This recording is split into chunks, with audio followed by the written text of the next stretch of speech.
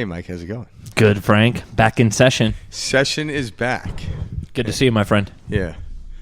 It's good to see you. Anything new and exciting happening? Everything and nothing, or everything. All at the same time? Yeah, exactly. Just sit there. This moment is perfect. I can like just that. stay in this moment. I do that sometimes where I just like bring myself in. What I always kind of do myself is I focus on the fingertips, like my feeling in my fingers. I just like allow myself to be, and I can feel the energy in my hands. Yeah. And then I slowly allow it to move to my arms, then to my chest, to my heart. Next thing you know, you're late for work. No, I was kidding. Seriously. Yeah. But it's and those cool little practices. It is. Yeah. It's those little moments where you're like, yeah. Okay. And that's how you're able to control the quiet. It's like I was talking about, like we were getting ready to meditate. It's just calming your mind down. Even before you meditate in that instant, all of a sudden you're already doing it instantly. It's these little practices, these little things that work. That's what's so funny about meditation is people think, oh, am I doing it right? Am I doing it right? There's no wrong way. In fact, you're not doing anything. Yeah, it's quite the opposite. Yeah, it's the being. Yeah, you might use something to focus on, but after that you forget the fact that you're focusing and you're just experiencing. That's the cool part about meditation. It's described in different ways. Like Dr. Joe Dispenza, it's the Tibetan way he describes it, I believe. It's called to become familiar with. Yeah. You know how the he word uses meditation, that? yeah. Yeah, in Tibetan. Yeah. Yeah, I love that phrase, to become familiar with, because that is what we're doing in meditation. Yeah. But that's what life is. Mm-hmm. Everyday life is meant to become familiar with in the essence of it, but not the actual... the outside world type of stuff. Well, yeah, we break that down. To become familiar with, what does that mean? It means to become aware of, Yeah, an understanding of sorts, if you will. Yeah, exactly. So it's taking these everyday little situations in life that they throw at us, and it's, I'm going to look at this from a different way. Frank and I were talking earlier before we got on camera, and it's a scientific fact that we, think 60 to 70,000 thoughts every single day. And, based on the scientists that create the facts. Yeah, right. Based on whatever that thing is called, science. And so knowing that, it was funny. He said this, and I don't know if you remember, but you were like, I want to look at every 60, 70,000 thoughts differently every single day. Yeah, and that's the point. Yeah, that's what we're supposed to be doing. That's the power and privilege we actually have. It's like, I don't need to change the 60 thoughts from yesterday to today. I just need to perceive them differently. And I don't need to, but it's funny because when you need to do something, all of a sudden you're stuck in that loop of needing. You don't really need it. It's just an experience. So when you're able to look at thoughts differently, perceive them differently, you're detaching from something you're holding on to.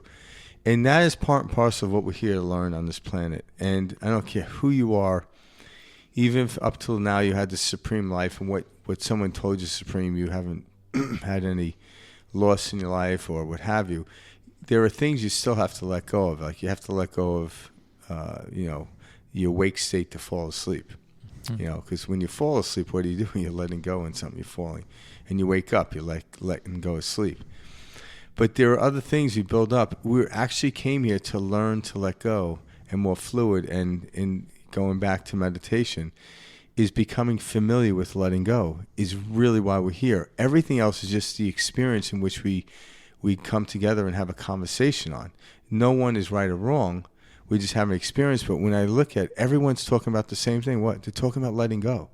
To some, even if they're gossiping about somebody, they're trying to let go of the fact that they may not be that person. Let go of whatever's rattling in the mind. I must spew it in order to let go. And sometimes talking about it, gossip allows us to let go.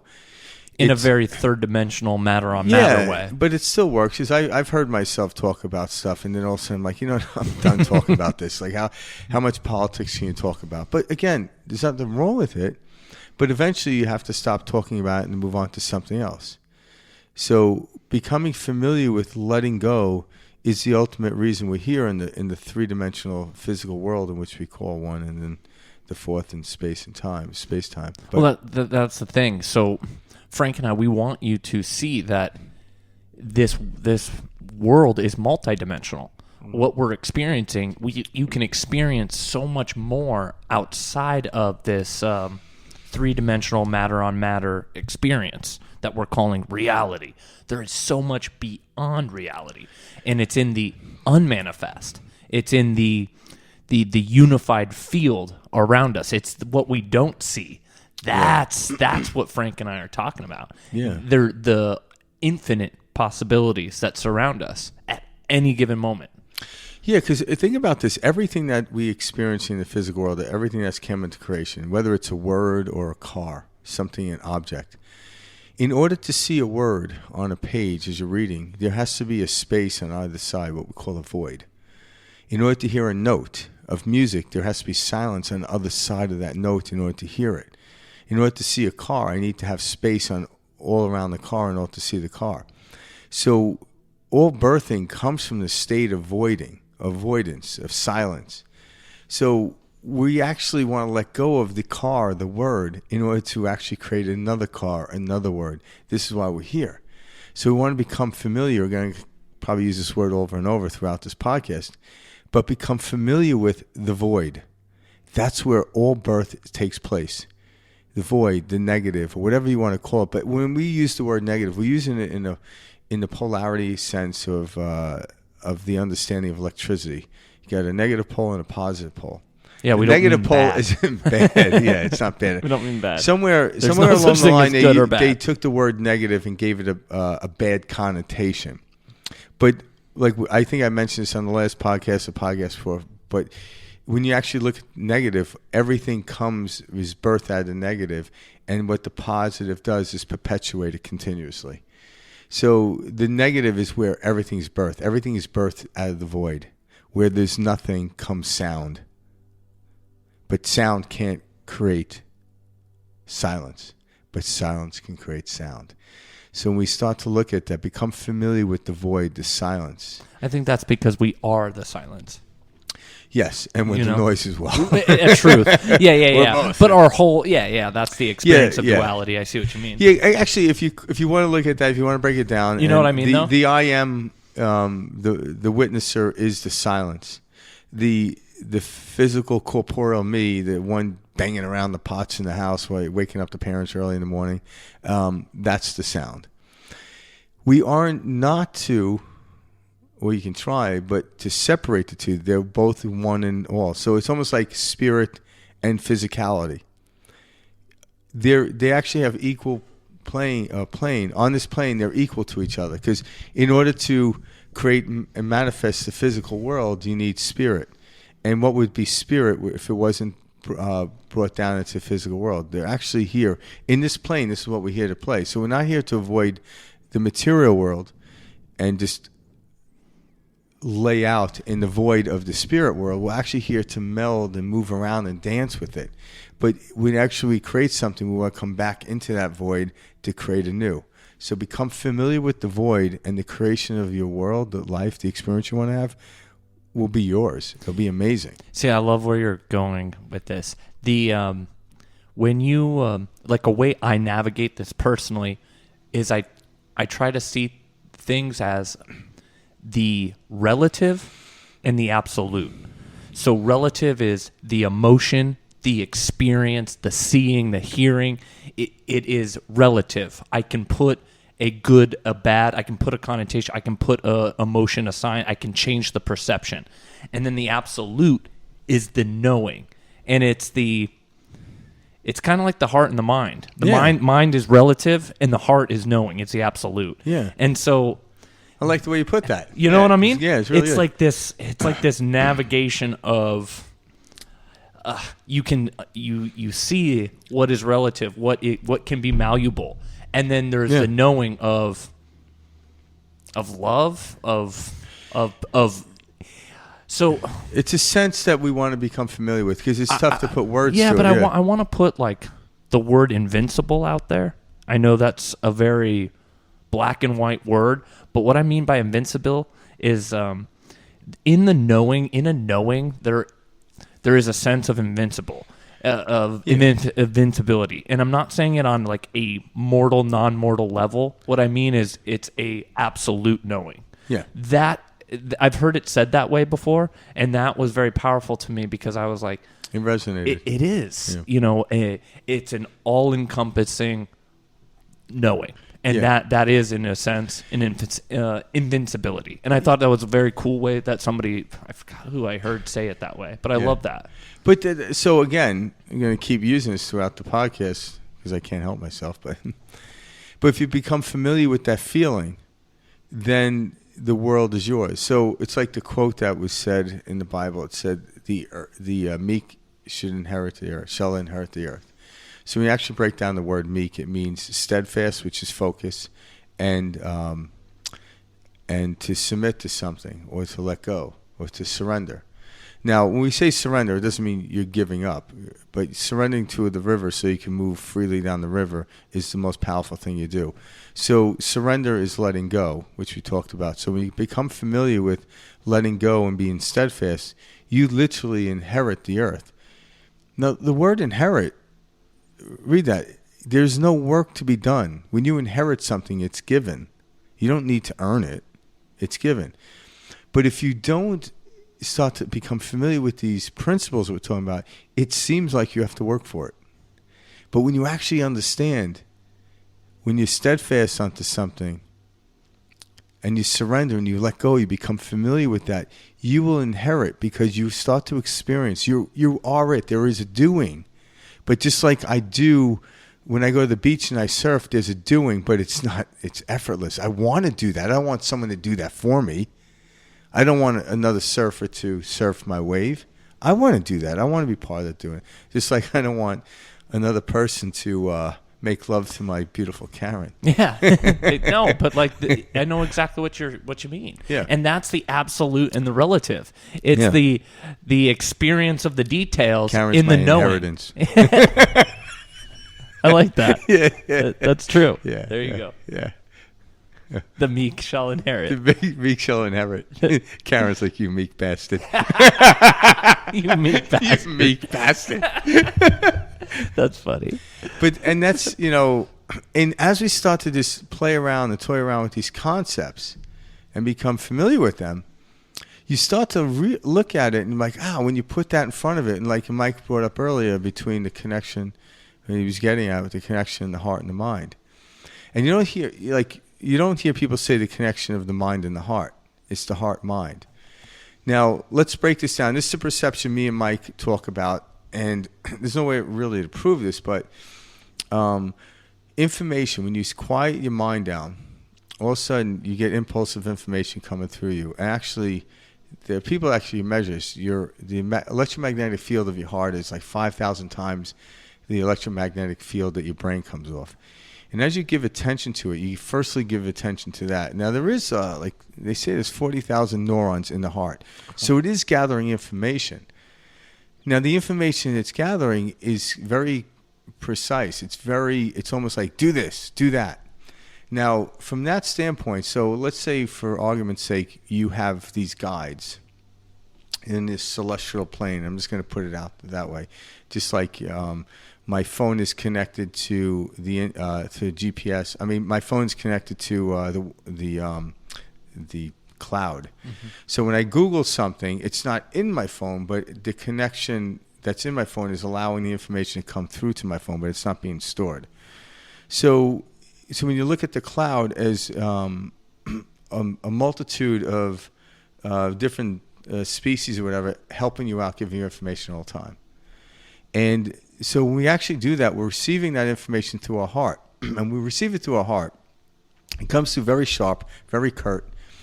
And the mind then knows what to do with it. But when we get information and read it through the mind and start thinking about it, we actually disturb it. So like my GPS will say, make a right-hand turn. Well, my brain knows what a right-hand turn is. I don't question it. But imagine the brain says, well, why are we making a right? I need a better explanation just than say, make a right-hand turn. All of a sudden, you don't make the right-hand turn. You blow right by it, or you pull over and you sit there for hours trying to contemplate through the mind, just trying to figure out, why am I making a right-hand turn? Why am I going straight? Why am I making a U-turn? Why should I not make a left? Well, the reason we don't do that is we trust the GPS. Well, your heart is that connective part, along with your pineal gland, how it connects in. But the heart actually will open up the energy field to trigger that. And then the mind knows how to function in the physical world. So it is the heart-mind connection. The more we focus on it, the more you actually open up the chambers of the heart, the bigger the electromagnetic field. The bigger the field, the more information is going to come in compact. And then it leads you along the way. So when you become familiar with that sequence of things, life becomes exciting and simple at the same time. It's a simplified mechanism. We complicate it by thinking about it.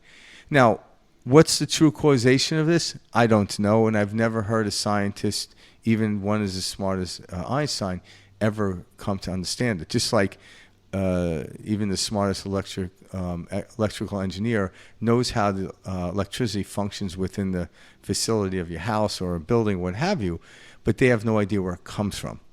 But they know how to harness it, they know how to utilize it. All right, that's all we need to know is, how do I take these principles, how do I utilize and harness the energy that's given to me? Where does it come from? Well, once in a while, me and Mike like to sit around and contemplate that till my brain just go, poof. But I don't need to know that. But I know the principles, and I know the functionality of when the information comes into my heart and my brain just carries out the field. So if my heart says write a letter, well, my brain, I learned in school, I already pulled that piece of information that's already stored in me, knows how to write down the English language in which I speak, and knows how to write it down, and knows how to conjure up a sentence. But I don't need to think about the information. I just simply write it. I'm like a dictator at that point. I know how to speak English.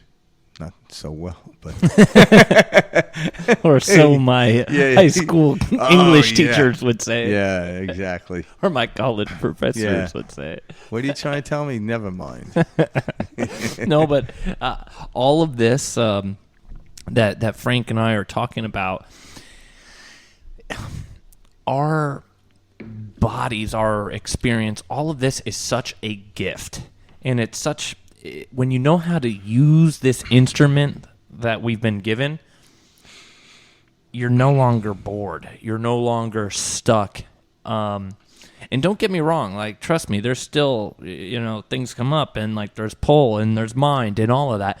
But when you start to utilize this tool and you start to see the body as not you, but as an instrument to experience, you start to navigate the world very differently. Yeah, you don't take. Yeah, exactly. So it's like anything.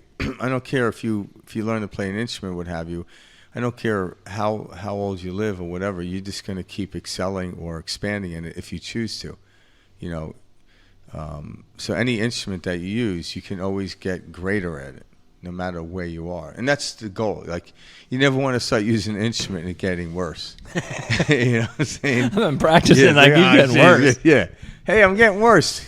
Good job there, And what it is, it's not even like people, the way they judge things, like, oh, I'm getting older, I'm breaking down. I'm like, no.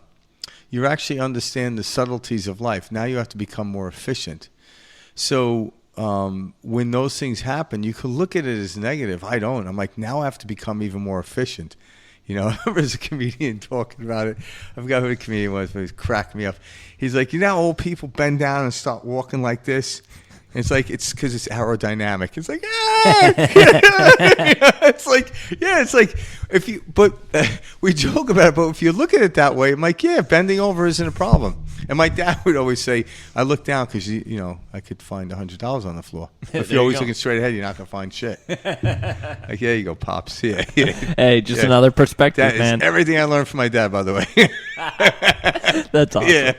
Oh, that's funny as hell. Yeah. We've got so many different ways or so many different distractions and details. Yeah. And when you start to see everything as the distraction, as the detail, as just part of the flow of energy materializing, it all becomes the same. And it's like, so the talk, the the experience, the daily, like the little things, making your bed, doing your laundry, doing dishes. These things don't become tedious anymore because they're looked at in a Fetching water and chopping wood. Exactly. You're no longer doing the chore because, guys, have you ever had to fetch water and chop wood? Fortunately, I have not. Oh, okay. I've lived in a pretty 21st century modernized living. I've no done it a couple of times. I have chopped wood though. Yeah. But where Frank and I are going with that, I had to go to the ice and water store to fetch water. Well, I mean, actually, I have used it real well too. But like it's the thought. It's the mental commentary that you're carrying with yourself during these daily activities that you want to drop. And when you learn that the mental commentary is not you, and this voice that's narrating this experience is something you can become aware of and let go of, you start to just flow through these minute tasks that used to weigh you down or be on your to-do list. You look at things, you look at a list, at your to-do list, and rather than it becoming daunting, it's, man, this is going to be real easy to finish. You navigate life so differently because you understand the impression your mind puts on it affects the outcome and how you experience it. So you no longer try to get everything done so quickly so you can enjoy the rest of your day, but you look at it as, I know I will accomplish this list in no time, at ease. But that is the enjoyment of your day. That's the thing is, like, don't you say begin once to I be chop the excited wood with and the get the water, experience. then I can enjoy the Exactly. day. The enjoyment is doing all this. Because then it's on to the next, and then after you're done with that, it'll be as soon as I finish dinner and I'm in front of the TV, then I'll be happy. Then you're rushing through dinner with your thoughts, and you're never even enjoying your meal. And then you start choking the Heimlich maneuver. It's like it's all over. You're freaking dying then on you the get from table. your couch, and you can't wait till you can get in your bed and just relax, and so you're not even enjoying being on the couch watching that television. The whole point, as Frank and I are saying, is you're never actually in that moment because you haven't learned to control the mental commentary. Yeah, and the mental commentary you still think is you. It's not you. Yeah, and in other words, to skillfully get through this world, and it never ends. The expansion always continues with this, is because we are energy. We're made of energy, and energy, the principle of energy always works very simple. It's always moving the path of least resistance. And as we gain a concept or a new perception, we can actually find what we call a shortcut, which allows us to move in the path of least resistance. So what happens is my daily routines become minimal. The list becomes shorter and shorter, but more impactful because I'm able to navigate it. And when I mean shorter, I could start doing multitudes of tasks one time. So the feeling of joy, of excitement, is literally moving through life with very little resistance. It's not what I'm not doing or what I'm doing. It's how I feel why I'm doing it. So when I could go gather that water with very little resistance, and what I mean is when I'm walking to the water, it's like I'm enjoying the walk down the path to wherever the water is, the river. Mm-hmm. And I'm enjoying the beauty of the river and the sound of the wildlife around it as I stick my bucket in there and lift it out. And then as I walk back to my homestead and place the water down and stop chopping wood, everything along the way. And then when I swing that axe down the wood, I want to do it with such efficiency that I'm not even getting tired. I can do this all day. And I know this. I do this in my practice with working out. Now, I've been boxing my whole life. My dad taught me since I was, like, before I could even talk, which was by 5th grade. I was kidding. Now you can't shut me up. But I remember the first memory of me with my dad was my dad sitting down in a chair with his hands up and me punching, grabbing my fist and twisting it, doing all these things, these techniques. Well, I could go to the gym and I could hit the bag for 2 hours straight without breathing. Without breaking down. I have the ability to do that because I lose in the focus. And it's because I've learned to become efficient. And I do this on purpose because it is an expansion for me. It's a meditation for me to do it. I'm not trying to get into a fight with anyone. I don't even think that way. Actually, that exhausts me. Like, I remember, when I was young, I'm like, okay, I'm going to pitch myself fighting somebody and get in a fight. When I'm looking at the bag and I get tired right away. But when I look at the bag as a skillful or just a prop, and I'm like, okay, I'm just punching. I'm not saying, like, let's see how long I can go. But an hour and a half will go by, and I just kept punching the bag. No soreness, no heavy breath. I'm just moving. And it's like a dance. Anyone that's ever been out dancing just loses himself in that point. It's effortless. It's completely effortless. And this is the expansion we're talking about. Then the enjoyment comes. But once there's effort in it, I don't want to do it. And where does the effort come from? It comes from the mind. It comes from holding on to. So when I let go and slip into the void, slip into the silence, slip into the gaps in between the words or the silence in between the note, that's where I want to be. And then watch the birth of the sound, watch the birth of the word, watch the birth of the object. You come in and out of that wave. It's kind of like the peak and the trough of a wave. Boom, it disappears, boom, disappears, boom. That's where you experience life and the birth at the same time. So I just don't want to. I don't want to be in the void. I want to come from the void into the sound, back into the silence, into the sound, with a set of timing, with this perfect rhythm of timing, and that's what it is. We get greater and greater at it. There is no perfection in timing, but there's an expansion within the field of it, and you could keep getting better or greater and greater at it. Because we don't want to use the word better because it indicates that it was worse. Yeah. No such thing as the better or the worse. That's the relative. That's what Frank and I are talking about when we say relative. Anything can be looked at this way or that way. So when you see that with your emotion and with your experience, you no longer take it, I don't want to say for real. You take it in stride because you understand, this is simply my perception onto this. Yeah. And you naturally allow yourself to be comfortable in any given situation. And what is even in uncomfortable situations. And what is the perception? The perception is the field in which we experience. Because if we didn't have any perception onto it, there really wouldn't be a story or an experience. So we actually give it, because that's what we came here. We came here to experience this energy flow in the path of least resistance relative to where I am, not anywhere else. So once I start comparing the relevance to me doing anything to somebody else, this is where I start to break down the field of energy, and it becomes relentless because I'm holding on to something. I'm only doing things in relative to where I am and as I move, and I completely understand my level. Anyone that has done anything. Like I remember one time somebody wanted to learn a couple of chords on the guitar and I was teaching them. And the first hour, they couldn't even hold a guitar, right? And the next thing you know, have them playing the E chord and showing them how to strum. I'm like, just do different rhythm strums on the E chord. And wow, I'm like, good.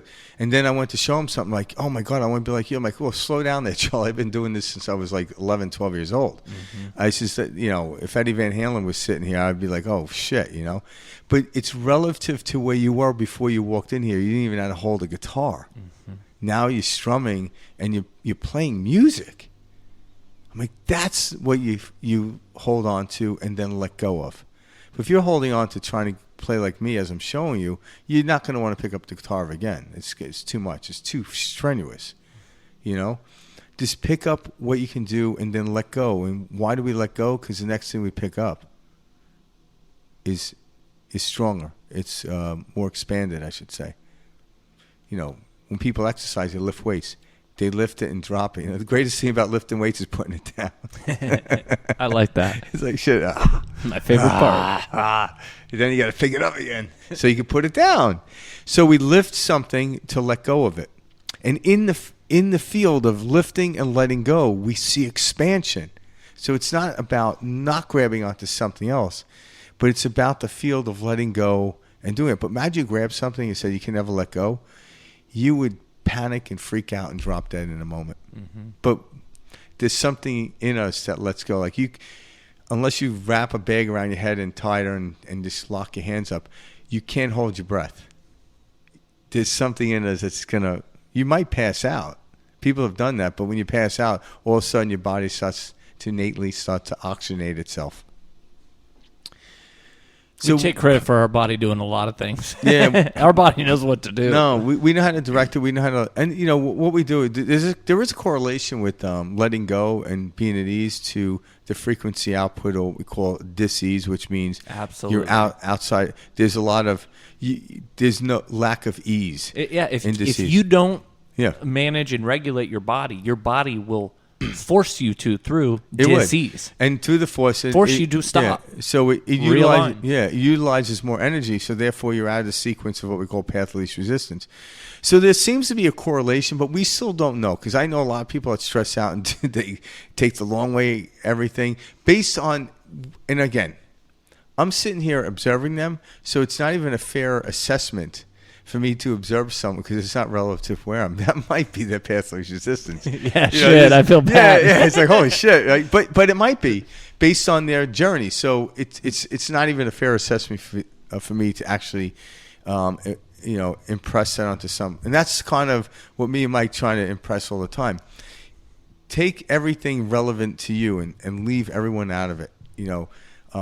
Part of what's going on you see in the world today, everyone's looking over the shoulder to see what else everyone's doing. And they're asking, did you do this? Did you get the shot? Did you get this? I'm like, if I got the shot or didn't get the shot, how is that relevant to you? Well, you can kill me if you didn't. And again, if you believe that, you're going to end up dying. But when you're dead, like, you can't blame me because you'll be gone. So I won't have to worry about you blaming me. But somebody else might. But nonetheless, that shouldn't be relative to that term. But if you make it relative, all of a sudden everyone's up in arms because everyone isn't doing the right thing. And everyone's like, well, what is the right thing? Well, what we is don't know. the right thing? Well, empirically, everything is right or everything is true. But when I try to say my way is the most relevant to everyone out there, this is where I actually start putting them dams up in the water. And the problem with a dam is if you had a river flowing, the water becomes purified naturally. I can drink from it, and it's constant. But once I put a dam up, one side of the dam goes drought. The other side of the dam becomes stagnation and lava gets in. So now I have a drought on one side and I have lavaed water, which I can't drink from. It's contaminated. So now all of a sudden I'm trying to secure myself of water, which I can't do anything with anymore. Get rid of the dam, allow the water to flow, and whenever you're thirsty, you grab into the river. That will always be there. Don't try to control it. So I think at least for me, a lot of what I got caught up in the beginning was I thought my thoughts were me. What I mean by that is I thought what I was thinking, and it was very specific to only me and my experience. When in fact, thoughts are much more of a network. That is, this is like, you can also see this in like collective consciousness with things such as marijuana becoming legal, seeing it spread recreationally more and more as people are getting older, and, or younger or growing up, etc. We start to see, okay, this is quite ridiculous that our country had this war on drugs. We're starting to see these concepts become more and more okay in society. Gay marriage, there you go. That's something that became more and more okay. It's in media. It's in this. That's a collective consciousness, and it's an awareness that we all share. And certain things get more and more acceptable, and all that. That's what I mean when I say collective consciousness. So our thoughts, guys, they're not our own. Yeah, and we think very deeply, or we're very conditioned in the sense that we think, oh my gosh, that thought is me, and I can't believe I thought that. No. Well, in order your to thoughts aren't you. The thoughts need to pass by. And how do you let a thought pass by? You recognize it for what it is. Well, you let go of it. Well, so when you become familiar with letting go, so part of my meditation, part of everything I do in life is the act of letting go. But then I have to grab onto something else in order to let go. So it's just continuous. It's almost like a void or silence in order to produce sound. Silence in order to produce sound. And there's a different output or different rhythmic aspect how it happens. This is exactly how all life is lived. So in order to let go of something, I must be grabbing onto something else. The reason these concepts are coming out, such as it's okay to smoke marijuana now, is because in the past it wasn't. And then, but for those who have no want to smoke marijuana, why even get involved in the conversation anyway? You're not being forced to. So I mean the locking up. I just mean these different collective ideas spring up, and you see them take foot. But what happened is how society got here is they had to let go of an idea that was no longer working because they held on to it too long. Now, again, like I used this analogy before, but like when I was like, anywhere from age of like 2 to 3 years old, I was on a tricycle. But once I started getting a little bit older, I had to let go of the tricycle and move to the bicycle. But I don't condemn the tricycle. So I don't even want to go back and think I know enough to go back in history and condemn any time. So even what we call, like there are actually aspects of people's behaviors working against the principles that we find are disruptive. So let's take a figure like Hitler. What he was trying to do is, he was trying to find peace.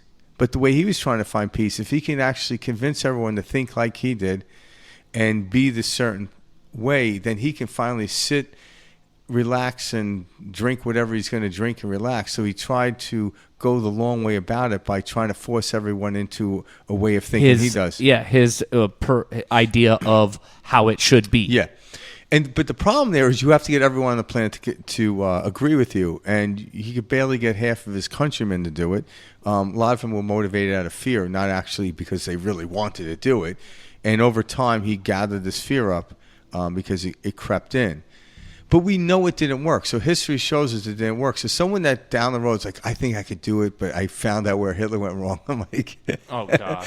I'm like, where he went wrong was he had the ability to have his own peace by leaving everyone else alone, And even then, how was his demise? He put a gun to his head. So when anyone puts a gun to the head, it's actually a metaphoric for actually blowing out your thoughts, and because the mind in which you are isn't working. Mm-hmm. He didn't shoot himself in the heart; he shot himself in the head. And Frank and I always talk about too these total natural laws. Yeah, something like Hitler, what he was about, that goes against all natural law. But that's what I'm saying. I'm not here to tell you like that. Go about. Everyone knows when there's just certain principles. Like if something can survive or grow or function. Hate cannot. No, it can't. It can't. And control can't. It cannot. Fear, hate, all of these things, yes, they can dampen, they can be present. They are present in a society. For short periods of time. Correct. And that's the thing. There hasn't been a society that ever controlled humans where they survived. What's that, the dark room and just that little bit of light and how much it fills the room? You know what I'm talking about? See, it's more like darkness is actually not even an entity. It's a concept. Light is an entity. So the analogy I use: if you go into a completely dark room and you have a box with a lid on it, and under that lid is say a lamp, and the second I take the lid off, it illuminates the room in which I'm in. That's love. Yeah. Now, say I go into a perfectly lit room, and I have a box with a lid on it. Now, there is no illumination. There's no light in there. We know it's dark. But the second I open that lid, the room doesn't dim, does it? So there is no entity such as dark. Now, what we consider as dark as human beings is a certain frequency we stay within and seeing. Like I can't read a book if I turn all the lights out. But there's still light wherever I am.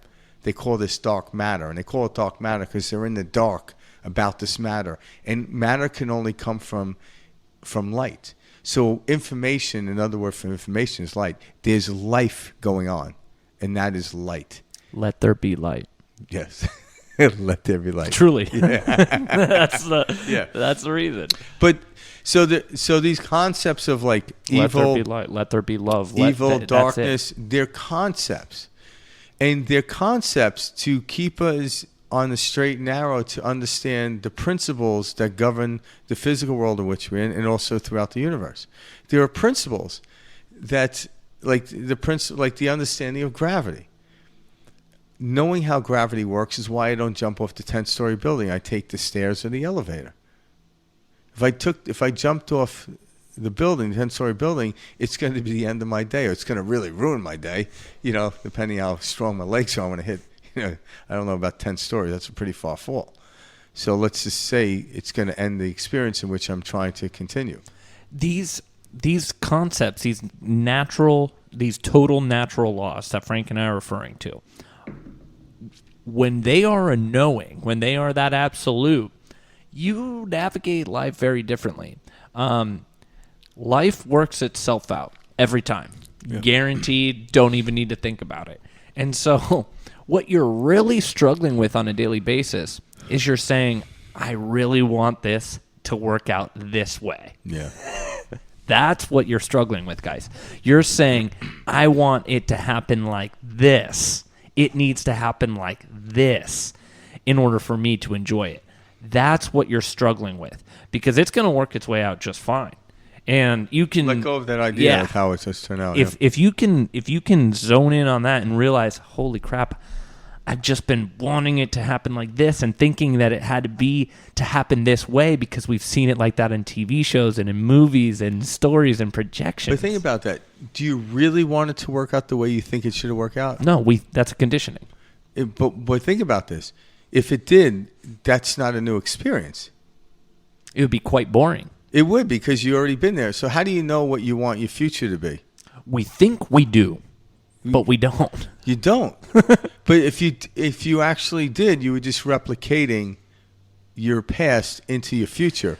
And the problem there is you're trying to feel like you're 18 as you're 54, and that actually you no longer can play that part. So you're trying to replicate that. And I'm like, that's already been played. It's done. It's gone. Let go of it.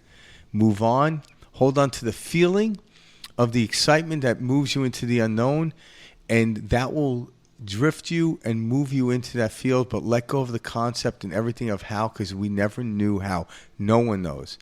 But we know these principles will guide us. That's what we're struggling with, guys. Because at the end of the day, we know life works itself out. Like, it always has. It always has. It always will. Yeah. Then what are we stressing about? What are we toiling with? We're toiling with the idea that it needs to happen. That's a cool word, toil. Hell yeah. It's such a experience. It's such a it's so funny because of course life works itself out. I'm still here. Then let go. That's what we're struggling with, is the vision of how we think it needs to unfold. Yeah. That's really what we're having a struggle with, and we're saying and then we're saying this fell apart this way, and this never should. No. We need to just let go of it happening anyway. Yeah. And then it starts to surprise you in these ways that you would have never fathomed. And as you step into the unknown and have an open heart, quiet mind, you'll know in the moment in which you need what to do. Just like when I'm in the GPS and I already put the address in, and when I hear the signals such as make a right-hand turn, I don't question. I just simply do it. And that's only one bit of information. That's all I need to know in that moment is the right-hand turn.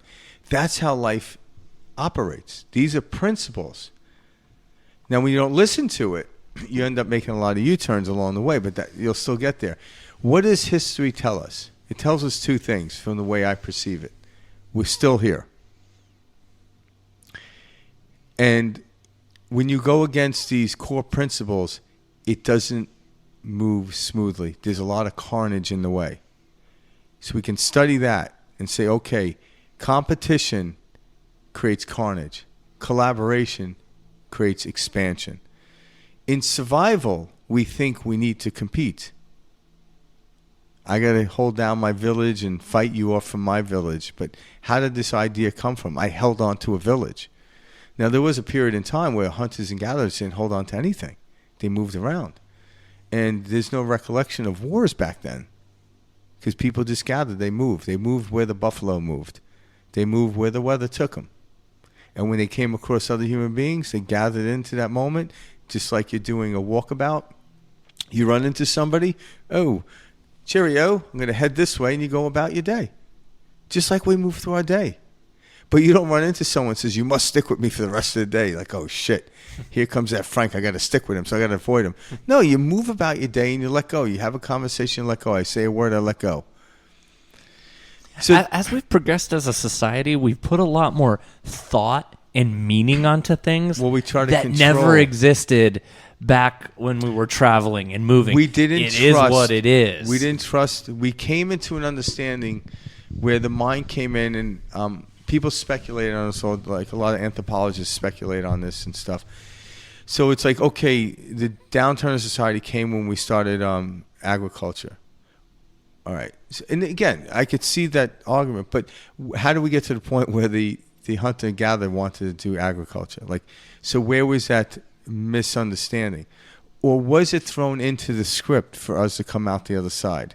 Did we do something wrong, or is this part of the story? I want to believe it's part of the story. I don't think we did anything wrong, but there are principles. If you go against them, it doesn't really work out. And the principle of competition always burns us out. That's because competition is mind-made. Even if I win the game, I can lose tomorrow. And that's always on my mind. You can never sit there. But in a field of collaboration, now in collaboration, you can play a game or sport because you have to collaborate. But the collaboration from what we call the opponent isn't my competitor. They're actually holding me to my true essence of who I am and letting go. And that's where excellence comes. It comes through performance, not through competition. So my opponent now is actually holding a mirror up to my performance, and that's where true excellence comes from. And that's the collaboration in the dance. They're my dance partner, my opponent, not my competitor. They don't want to trip me. They don't want to win by tripping me. They want to win by trying to outdance me, and I'm outdancing them. And then all of a sudden at the end of the dance, it's like, wow, if I didn't stand in front of you, what level would I have gone to? Would Magic Johnson be himself without Larry Bird? Would Larry Bird be Larry Bird without Magic Johnson? They competed at some point, but then they became collaborative. And that's when now you look at these two people. It's like, wow. So in the setting, they became friends. Because without one, there is no other, in a sense. Magic Johnson would tell you because of the way Larry Bird played, he had to come to his game. And the way Larry Bird will say the same thing. And I imagine they would argue with each other who was better. You know, Magic Johnson might say. But there's some brilliance and collaborative love between the two. There really is. That's what made them who they were in the moment in which they were playing the game. This is what we're looking for. We're looking for collaboration. The reason you get into a relationship is to collaborate. Me and Mike are here to collaborate, not to compete. That's what we're doing. Every human being on this planet, if we collaborate in the field in which we're in, we see expansion, immense expansion. Alan Watts, he's a great visionary. Listen to him, guys. He talks about allowing the organism to be because it functions. It collaborates. Yeah. And so I love his take on this because it's why businesses are successful. It's why our democracy flows. Watts says, if the president had to worry about every single head of state in every different position and what they were doing and micromanage each one of them, not only would nothing get accomplished, but it would crumble very quick. Yeah. You know, it is in the letting go. This is the same thing. Like Frank is a business owner. I am a business owner. I learned this concept that I needed to let go, and I could not micromanage, and I could not. Path least resistance. Yeah, it's in that letting go that the organism begins to flourish. Yeah, and so that's what Frank's talking about when he says collaboration. It's a knowing that you will support me like I support you, because that is a total natural law. Yeah. So every one of my employees are actually my colleagues. Absolutely. I don't look at, and over time, it's like they treat me like a colleague, not a boss. And the comfort is so, and I listen to them just as much as they listen to me. Matter of fact, I speak less and they speak more. because they're seeing it different than I. And I can't explain the immense expansion I've had when I started utilizing these principles. And I was like, wow. I'm like, this is effortless. But the beauty is I'm watching it grow. And that's the coolest thing. But you have to trust in these principles. If you don't trust in these principles, you become another Hitler. Hitler didn't trust in these principles, but you can't beat the principles. No dictator in the planet has ever made it thus far without doing it. Yes, they create a lot of carnage along the way, but they can never hold their place. Every Roman emperor was always in fear for their life and their family's life. That's the history of the Roman Empire. When you're gone, you die. Why the hell would you want that position? Holy shit. Is it too deep to go? There's no such thing as too deep. Well, so when we say this organism is working in tandem and it's working and it's flourishing together, what that really is it's you becoming one with body, mind, absolute, everything. relative. It's your projection into what you're experiencing, calling reality. Because there is no real reality. It's what you're experiencing. It's spirit, material, equal components along the way of life. Well, we can act like these people are involved, and they are in a very third-dimensional experience on a place setting, like a screen. But it's all coming from within. And what's coming from within, or even we look at the other people, those are just concepts we give upon them. And that's it. Yeah, I can't push upon how someone should act because it's just a concept. And if I need them to act a certain way for me to do what I need to do, all of a sudden I'm actually setting up the game. Well, yeah. Then you're playing. You're a part of the game. I'm fixing the game, and everyone that's ever watched a fixed game knows they just watched a fixed game. And after a while, if you keep fixing games, which people stop doing, they stop watching. I don't want to fix the game. I want to be just as shocked and surprised. But when I follow these principles, no matter what the score says on the game, it was a great game. The true understanding of it's not whether you win or lose. It's how you play the game. And there's truth to that. Because I don't want to have to look up at the scoreboard to see how I did. I already know how I did. Yeah, the score might be in favor of the other person, but I still have tomorrow and the next day and the next day and the next day. It's not about that. It's about how I felt during it.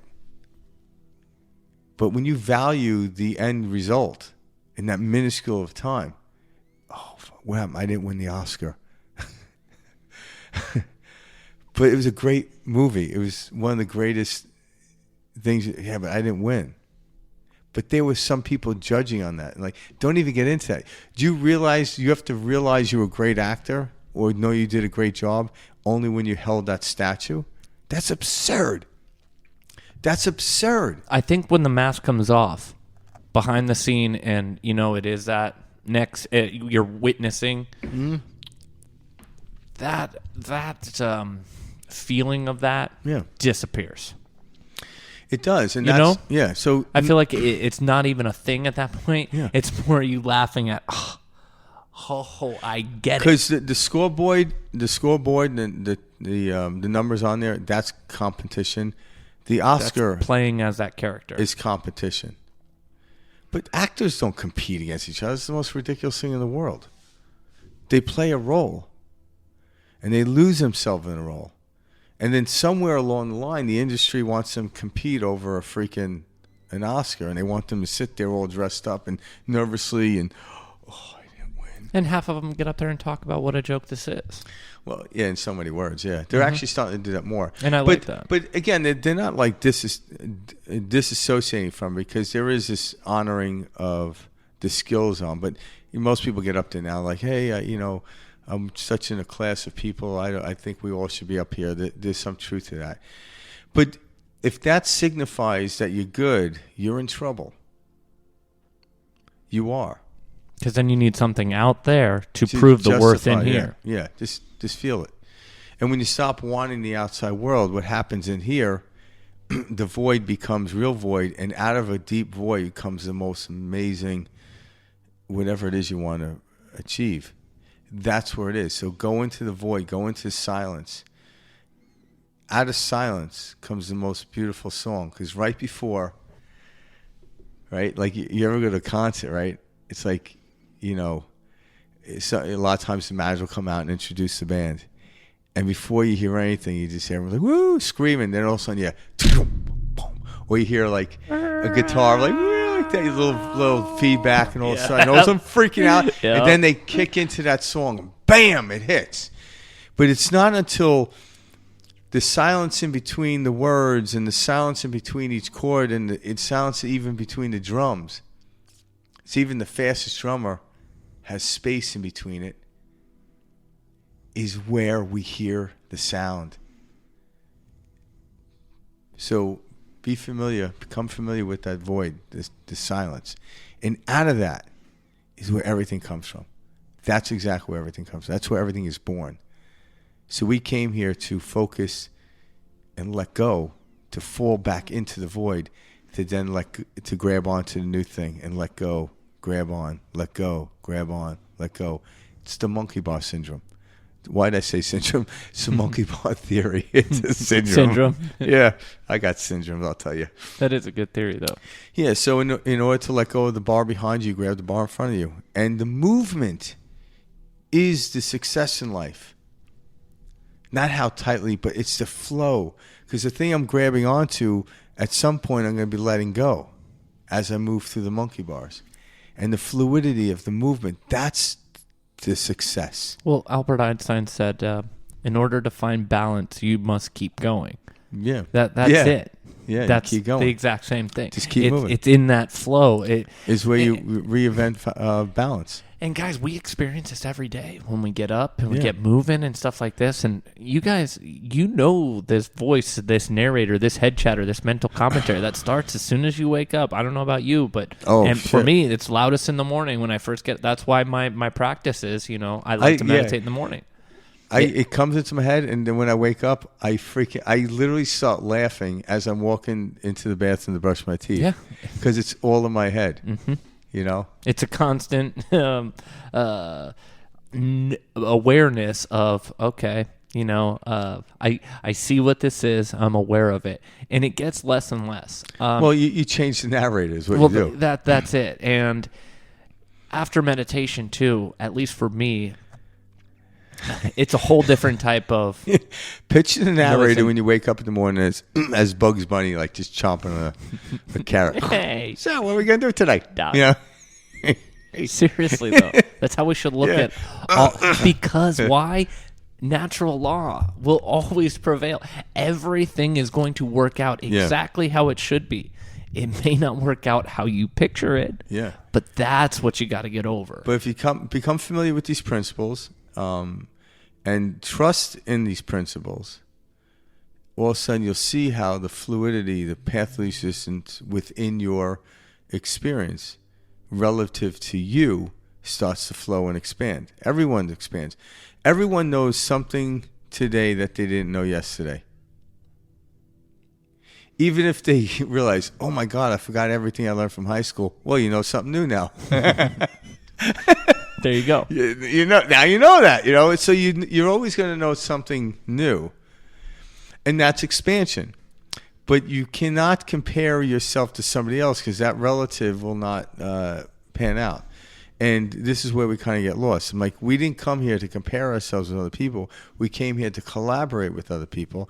And if I was exactly like that other person, they don't need me in the field of collaboration. You're seeing yourself as the body. Yeah, you're not seeing yourself as a tool. The guitar player needs a drummer and a singer and a bass player. See yourself as the instrument. Yeah. They don't need the same exact guitar. They might need a rhythm guitar or whatever. You know what I'm saying? Did, a guitar player say, this guitar is too fat. This guitar is too skinny. This guitar is too hairy. This guitar is too this. Are you doing the you see what I mean? Goldilocks thing again?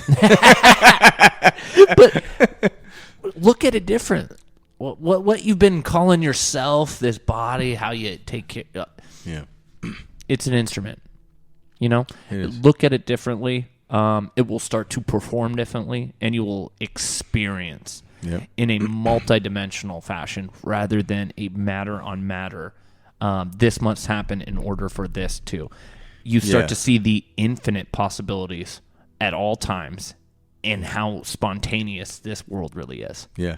And that's just it. When you go into the void or the silence, anything can happen. You can then generate the field of excitement, and excitement actually creates physical matter. So how we feel matters. But circumstances and situations cannot matter. They can't create physical matter. Correct. But how we feel will then generate a new matter. It's why it's so funny when people get upset about a situation happening. Yeah. It's a reflection of what you're feeling and experiencing. Yeah, and if you get if you're feeling, fear, you're going to generate another mattered thing that has fear attached to it. Mm-hmm. But once you change the perspective to it, you can then say, it's like, why am I scared of that? You literally change the way you feel in an instant, and then the object that you're looking at starts to form into the field in which you are, and then it becomes joyable. You transfer, again, like energy can't be created or destroyed, but it can be transferable. So if I could take fear and transfer it into excitement.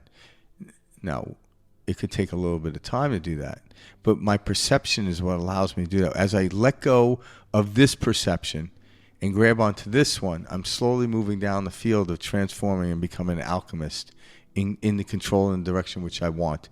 But a lot of times people keep grabbing one fear thing to another fear thing and wonder why they're in a state of fear.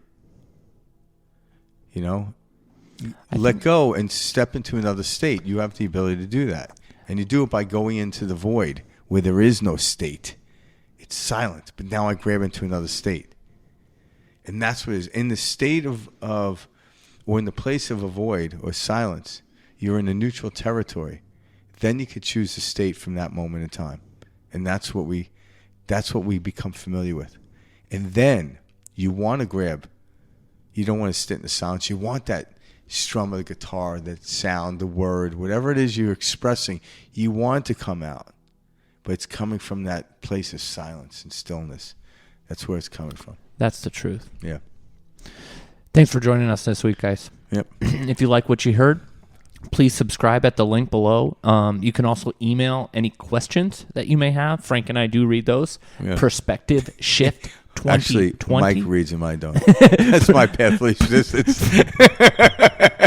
They do get read. Yeah. He reads them to me. They do get read. Yeah. Perspective Shift 2020 at gmail.com. All right. Peace out. Thanks, guys. We'll see you next week.